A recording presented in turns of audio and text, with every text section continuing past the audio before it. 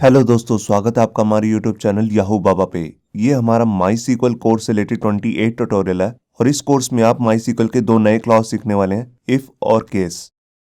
यहाँ पर देखिए, यहाँ पर हमारे पास एक स्टूडेंट का टेबल है जिसके अंदर उसका आईडी, नेम और परसेंटेज आ रही है। अब मैं इसी परसेंटेज के अकॉर्डिंग एक ऐसा रिजल्ट निकालना चाहता हूँ जिसमें मुझे ये पता लग जाए कि कौन सा स्टूडेंट पास है या फेल। कुछ इस तरीके से यहाँ देखिए, यहाँ पर जो स्टूडेंट फेल हो चुका है उसके आगे लिखा आ रहा है फेल, और जो पास हो चुका है उसके आगे लिखा हुआ आ रहा है पास।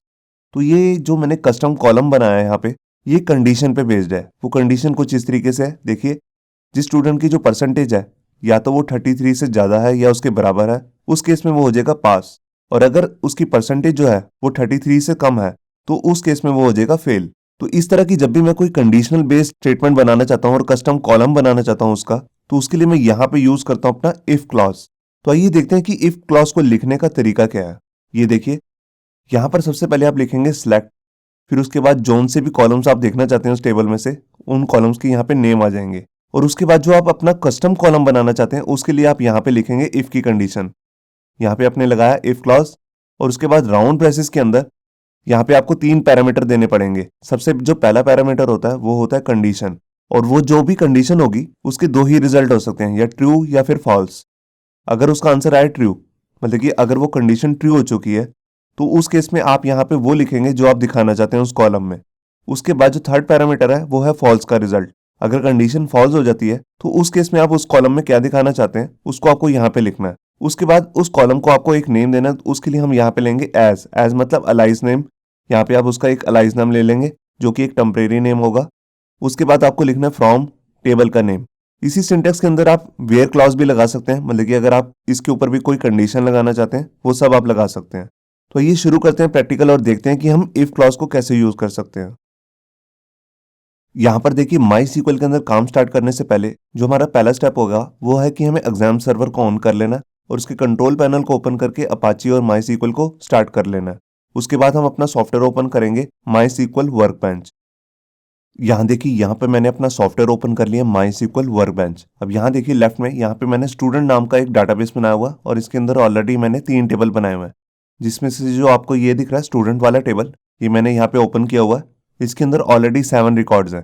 अब मैं यहाँ पे क्या करना चाहता हूँ, मैं यहाँ पे परसेंटेज आपको दिख रही है यहाँ पर, इसी परसेंटेज को यूज करके मैं यहाँ पे कस्टम कॉलम क्रिएट करना चाहता हूँ और उसमें ये देखना चाहता हूँ कि कौन सा स्टूडेंट पास हुआ है और कौन सा फेल। तो देखिए, उसके लिए मैं यहाँ पे क्या करूंगा, मैं यहाँ पे सिलेक्ट लिखूंगा। सिलेक्ट के बाद मेरे को यहाँ पे देने कॉलम के नेम। तो सारे मैं कॉलम नहीं देखना चाहता, मैं सिर्फ आईडी, नेम और परसेंटेज ही देखना चाहता हूँ।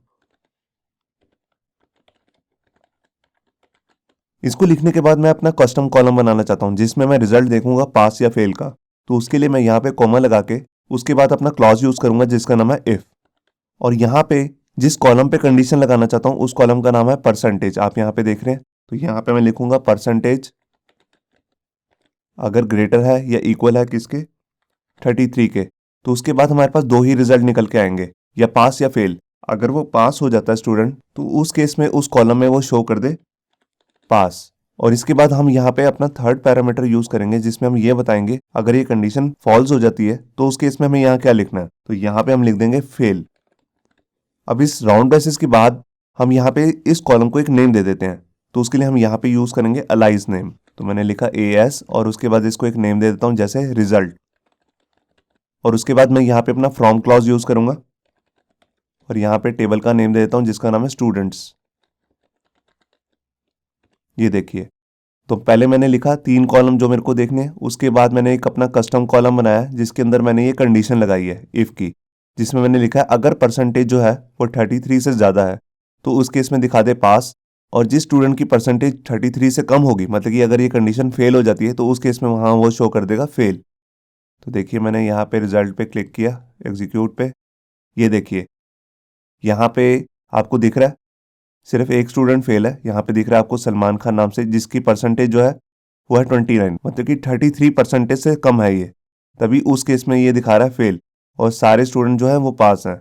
तो ये था हमारा इफ स्टेटमेंट, जिसको हम यूज करके किसी कॉलम पे हम कंडीशन लगा सकते हैं और उसको चेक करके हम यहाँ पे एक कस्टम कॉलम क्रिएट कर सकते हैं। आइए अब इसके बाद देखते हैं अपना दूसरा क्लॉज जिसका नाम है केस। यहाँ पर देखिए, यहाँ पर भी हमारे पास एक स्टूडेंट का टेबल है जिसमें उसका आईडी, नेम और परसेंटेज आ रही है। अब मैं इस परसेंटेज के अकॉर्डिंग एक ऐसा कस्टम कॉलम बनाना चाहता हूँ जिसमें ये देखना चाहता हूँ कि किस स्टूडेंट ने क्या ग्रेड स्कोर किया है। कुछ इस तरीके से यहाँ देखिए, यहाँ पर जैसे अलग अलग परसेंटेज के अकॉर्डिंग यहाँ पे दिखा रहा है कि इस बच्चे ने सेकेंड डिवीजन ली है, ये फेल हो गया है, इसके मेरिट में आए हैं और ये थर्ड डिवीजन में है। तो यहाँ पर अब हमें जरूरत होती है मल्टीपल कंडीशंस लगाने की, कुछ इस तरीके से। ये देखिए, जिस स्टूडेंट के जो परसेंटेज है वो 80 या 80 से ज़्यादा है और 100 से कम है, उस केस में उसकी जो ग्रेड बनेगा वो बनेगा मेरिट। और इसके साथ अगर हम दूसरी कंडीशन देखें जिसमें स्टूडेंट की जो परसेंटेज है वो 60 या 60 से ज़्यादा है और 80 से कम है, यहाँ देखिए मैंने लेस देन लगाया है, तो 80 से कम मतलब 79 तक, तो उस केस में जो स्टूडेंट की जो ग्रेड बनेगा वो बनेगा फर्स्ट डिवीजन। और इसी तरह हम सेकंड डिवीजन के लिए बना लेंगे 45 परसेंटेज से लेके 60 से कम तक, तो उस केस में वो बनेगा सेकंड डिवीजन। और इसी तरह अगर हम देखें 33 से लेके 45 से कम तक, तो उस केस में वो बनेगा थर्ड डिवीजन। और जिस स्टूडेंट की जो परसेंटेज है वो 33 से कम है, तो उस केस में वो स्टूडेंट हो जाएगा फेल। तो इस तरह से हमने यहाँ पर अब मल्टीपल कंडीशन लगा दी हैं, 5 अलग अलग कंडीशंस। तो जब भी आप मल्टीपल कंडीशंस लगाना चाहते हैं और उसकी जगह एक कस्टम कॉलम बनाना चाहते हैं जिसपे आप मल्टीपल वैल्यूज दिखा सकें, तो उसके लिए हमें यहाँ पे यूज करना पड़ता है अपना केस क्लॉज। तो आइए अब देखते हैं कि केस क्लॉज को लिखने का तरीका क्या है। यहाँ देखिए, यहाँ पर सबसे पहले आप लिखेंगे सिलेक्ट, फिर आ जाएंगे हमारे कॉलम्स के नेम, जो भी आप टेबल में देखना चाहते हैं कॉलम्स, उनकी नेम आप यहाँ पे दे देंगे। उसके बाद जो भी आप कस्टम कॉलम बनाना चाहते हैं उसके लिए आप यहाँ पे केस क्लॉज का यूज करेंगे। सबसे पहले आप लिखेंगे केस, और जो भी आप मल्टीपल कंडीशन बनाना चाहते हैं उसके लिए आपको व्हेन नाम का एक कीवर्ड यूज करना पड़ेगा। व्हेन कंडीशन 1, अगर ये वाली कंडीशन सेटिस्फाइड हो जाती है, मतलब कि ट्रू होती है, तो उस केस में ये वाला रिजल्ट दिखा देगा देन के बाद। उसके बाद हमने एक दूसरी कंडीशन लगा ली व्हेन कंडीशन 2, फिर देन फिर रिजल्ट 2, मतलब कि अगर कंडीशन 2 जो है वो ट्रू हो जाती है तो उस केस में ये वाला रिजल्ट दिखेगा। इसी तरह हम मल्टीपल कंडीशंस लगा सकते हैं। और लास्ट में हमारे को लगाना पड़ेगा एल्स, मतलब कि अगर ये तीनों ही कंडीशंस ट्रू नहीं होती तो ये वाली कंडीशन जो लास्ट वाली है ये तो चलेगी ही चलेगी। इसमें भी आप यहाँ पे रिजल्ट दिखा देंगे और इसको एक नेम दे देंगे। यहाँ पे आप देख रहे हैं अलाइस नेम। यहाँ पर अब जैसे मैंने आपको दिखाया 3 कंडीशन, आप 3 ही नहीं, आप जितनी मर्जी कंडीशन लगाना चाहें 10 20 30, उतनी सारी कंडीशन आप यहाँ पे लगा सकते हैं। और इस केस जो हमने स्टेटमेंट शुरू किए इसको बंद करने के लिए आप यहाँ पे लिखेंगे एंड और एज अलाइस नेम, मतलब कि जो ये पूरा आपका केस है इसको एक नेम देने के लिए आप यहाँ पे अलाइस नेम लिखेंगे जो कि कॉलम का नेम होगा। और उसके बाद जिस टेबल में आप सर्च करना चाहते हैं उसके लिए लिखेंगे फ्रॉम, फिर टेबल का नेम। तो ये बन जाएगा आपका केस क्लॉज। तो आइए शुरू करते हैं प्रैक्टिकल और देखते हैं कि केस क्लॉज को हम एक्चुअल लाइफ में कैसे यूज कर सकते हैं।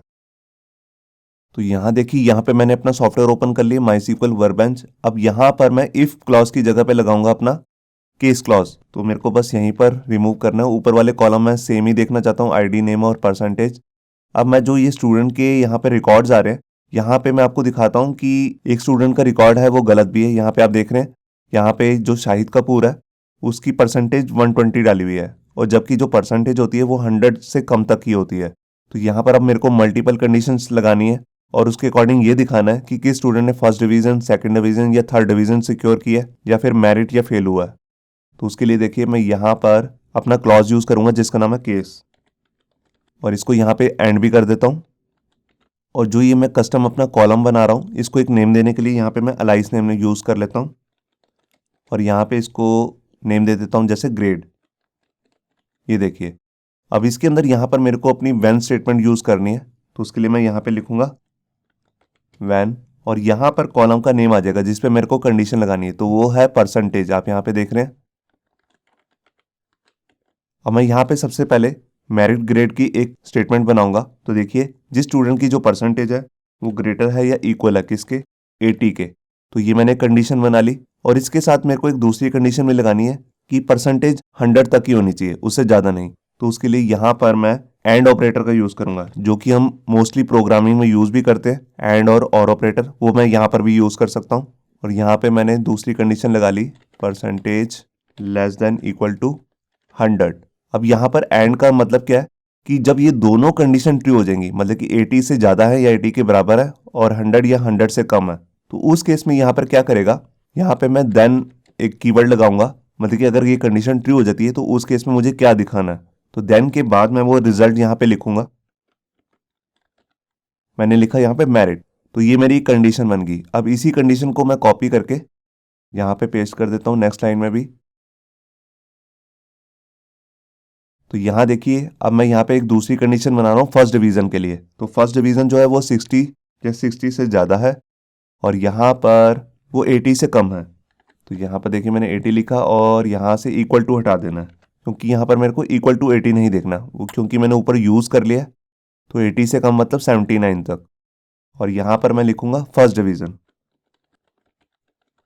और इसी के बाद मैं यहाँ पर अपनी थर्ड कंडीशन भी बना लेता हूँ और यहाँ पर मैं लिख देता हूँ कि जिस स्टूडेंट की जो परसेंटेज है 45 से ज़्यादा है और कम है 60 से, मतलब कि 59 तक, तो उस केस में उसकी जो ग्रेड बनेगा वो है सेकंड डिवीज़न। और इसके बाद हम लिखेंगे थर्ड डिवीज़न के लिए। तो थर्ड डिवीज़न जो है वो है 33 से लेकर लेस देन 45 तक। तो इस केस में मैं यहाँ पे लिख दूंगा थर्ड डिवीज़न। और इसके बाद मेरे को यहाँ पे फेल के लिए भी बनानी है। तो परसेंटेज जो है अगर कम है कितने से, 33 से, तो यहाँ पर मैं लिख दूंगा फेल। तो ये मेरी बेसिकली 5 कंडीशन बन चुकी है, जिसकी भी परसेंटेज जो है 33 से कम होगी वो फेल ही है। और इसके लास्ट में मैं एक कंडीशन बनानी जरूरी है, वो कंपलसरी है, वो है एल्स का केस।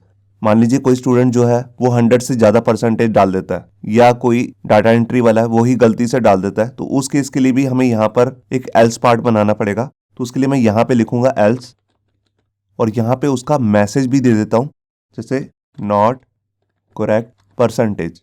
मैं परसेंटेज का साइन दे दिए यहाँ पे। तो ये हमारा जो केस क्लॉज है वो अब खत्म हो चुका है। तो यहाँ देखिए मैंने केस क्लॉज को यूज करके मल्टीपल कंडीशंस को लगा दिया यहाँ पे। अब मैं आपको इसको एग्जीक्यूट भी करके दिखाता हूँ। और ये देखिए यहाँ पे देखिए जिस बच्चे की जो स्टूडेंट के परसेंटेज थी वो थी 45, उसकी आ गई सेकेंड डिवीजन। 85 की आ गई मेरिट। 29 जो कि है फेल, आप यहाँ पे देख रहे हैं। और इसी तरह 47, 74 सबकी फर्स्ट डिवीजन यहाँ पे दिखा रहा है, 64 की भी फर्स्ट डिवीजन। और लास्ट में देखिए जिसकी रिकॉर्ड की गलत एंट्री थी 120, तो यहाँ पे इसने शो भी कर दिया नॉट करेक्ट परसेंटेज। तो इस तरह मैं केस क्लॉज को यूज करके मल्टीपल कंडीशन को लगा के एक कस्टम कॉलम के अंदर यहाँ पे वैल्यूज शो कर सकता हूँ।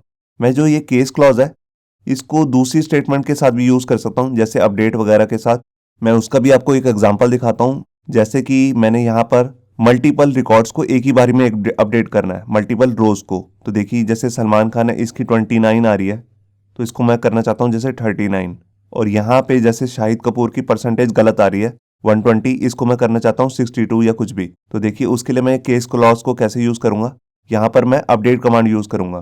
तो यहाँ पर मैं इस सारी स्टेटमेंट को डिलीट कर देता हूँ और यहाँ पे अब मैं लिखता हूँ अपडेट। अब मैं किस टेबल को अपडेट करना चाहता हूँ, स्टूडेंट्स को। और यहाँ पे मैंने लिखा सेट।